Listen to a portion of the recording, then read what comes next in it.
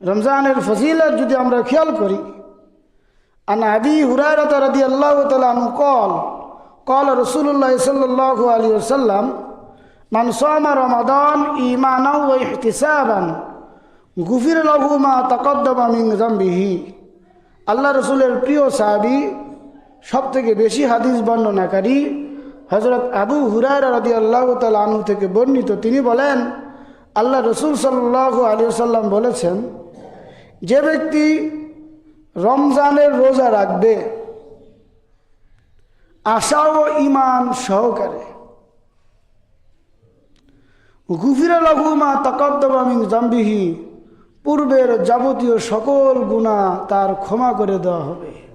মুহাদ্দিসিন ইকরাম কিতাবের মধ্যে হাদিসের ব্যাখ্যা লিখেছেন, পূর্বের যাবতীয় গুনাহ মাফ হবে মানে সগীরা যতগুলো গুনাহ সে করেছে সগীরা গুনাহ আল্লাহ পাক মাফ করে দিবেন।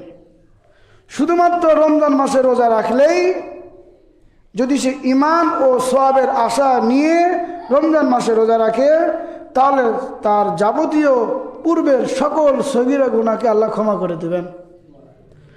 আর যদি কবিরা গুনাহ করে, কবিরা গুনাহ যদি বান্দার সাথে সম্পৃক্ত হয়, তওবা তো করতেই হবে, পাশাপাশি ওই বান্দার কাছ থেকে মাপ চেয়ে নিতে হবে। যদি সেই বান্দা মাপ করে দেয় তাহলে মাপ পেয়ে যাবে। আর যদি বান্দার সাথে সম্পৃক্ত না হয় কবিরা গুনাহ, আল্লাহ তাআলার সাথে সম্পৃক্ত হয়, তাহলে শুধু আল্লাহ তাআলার কাছেই খালিস দিলে তওবা করতে হবে। যদি আল্লাহ তাআলা তওবা কবুল করেন তাহলে কবিরা গুনাহও মাফ হয়ে যাবে।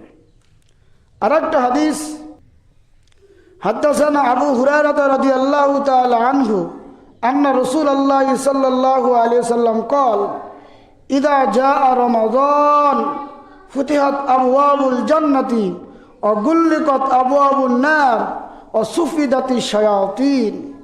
রাসূলের প্রিয় সাহাবী হযরত আবু হুরায়রা রাদিয়াল্লাহু তাআলা আনহু হাদিসটি বর্ণনা করেছেন। তিনি বলেন, আল্লাহ রাসূল সাল্লাল্লাহু আলাইহি ওয়াসাল্লাম বলেছেন, যখন রমজান মাস আসে জান্নাতের দরজাগুলো খুলে দেওয়া হয় এবং জাহান্নামের দরজাগুলো বন্ধ করে দেওয়া হয় এবং শয়তানদেরকে শৃঙ্খলাবদ্ধ করা হয়। ভালো করে খেয়াল করবেন, আমরা রমজান মাসে রোজা রাখি আল্লাহকে খুশি করার জন্য, আল্লাহর রহমত পাওয়ার জন্য। যে আল্লাহ তাআলার সৃষ্টি যে জান্নাত, যেটার আশা আমরা সবাই করি, আল্লাহ রব্বুল আলামিন জান্নাতকে রমজান মাসে খুলে দেন, জান্নাতের দরজা খুলে দেন। এবং যেই জায়গাতে যাওয়ার জন্য আমরা ভয় পাই, আল্লাহ রাব্বুল আলামিন সেই জাহান্নামের দরজাগুলোকে বন্ধ করে দেন। আর যে শয়তান মানুষকে জান্নাত থেকে সরিয়ে জাহান্নামের দিকে নিয়ে যায়, সেই শয়তানকে আল্লাহ পাক শৃঙ্খলাবদ্ধ করে দেন। তাহলে বোঝা গেল জান্নাতের দরজা খুলে দেন, জাহান্নামের দরজা বন্ধ করে দেন।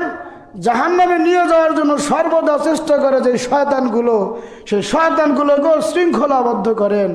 এই জন্য দেখবেন রমজান মাসে আল্লাহু আকবার, মানুষ যে পরিমাণ ইবাদত করে, যে পরিমাণ আল্লাহর প্রতি ভরসা করে, অন্য মাসে সেই পরিমাণ করে না। এই জন্য সম্মানিত উপস্থিতি, রমজানের ফজিলত গুরুত্ব আমরা নিজের অন্তরের মধ্যে লালন করে প্র্যাকটিক্যাল আমলে আমরা পরিণত করব ইনশাআল্লাহ তাআলা।